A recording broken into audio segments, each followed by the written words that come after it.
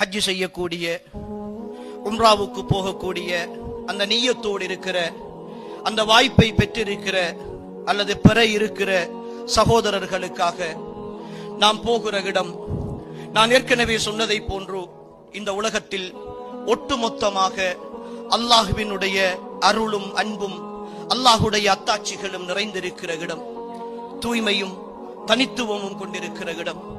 அந்த இடங்களுக்கு போகிற பொழுது நாமும் தூய்மையாக போக வேண்டும்.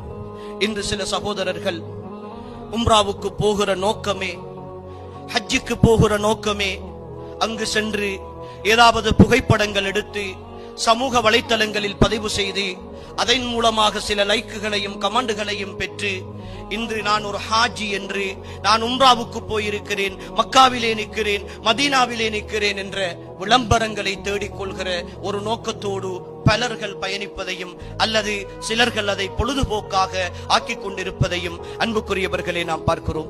நினைவுக்காக சில புகைப்படங்களை எடுத்துக்கொள்கிறோம், சில விஷயங்களை பதிவு செய்து வைத்துக் கொள்கிறோம், தவறு கிடையாது.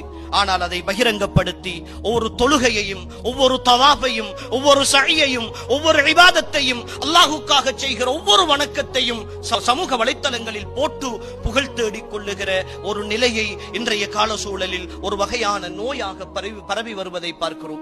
அன்புக்குரியவர்களே, எந்த ஒரு இபாதத்தாக இருந்தாலும் அதில் இஹ்லாஸ் இருக்க வேண்டும், அல்லாஹுக்காக செய்கிற மன தூய்மை இருக்க வேண்டும். அந்த மன தூய்மையை எதுவெல்லாம் பாதிக்குமோ, அந்த மன தூய்மையை எதுவெல்லாம் உள்ளத்தில் இருந்து அகற்றி விடுமோ, ஷைத்தான் அந்த இஹ்லாசுடைய இடத்தில் என்னென்ன போராட்டங்களை கொண்டு வந்து அந்த இஹ்லாஸை பாழாக்கி விடுவானோ அத்தனை காரியங்களையும் எல்லா இபாதத்துகளிலும் தவிர்த்து கொள்ள வேண்டும். அது தர்மமாக இருக்கலாம், நோன்பாக இருக்கலாம், ஜகாத்தாக இருக்கலாம், ஹஜ்ஜாக இருக்கலாம், தொழுகையாக இருக்கலாம், எந்த வணக்கமாக இருந்தாலும் சரி அதில் இஹ்லாஸை பாழாக்குகிற காரியங்களை தவிர்த்து கொள்ள வேண்டும்.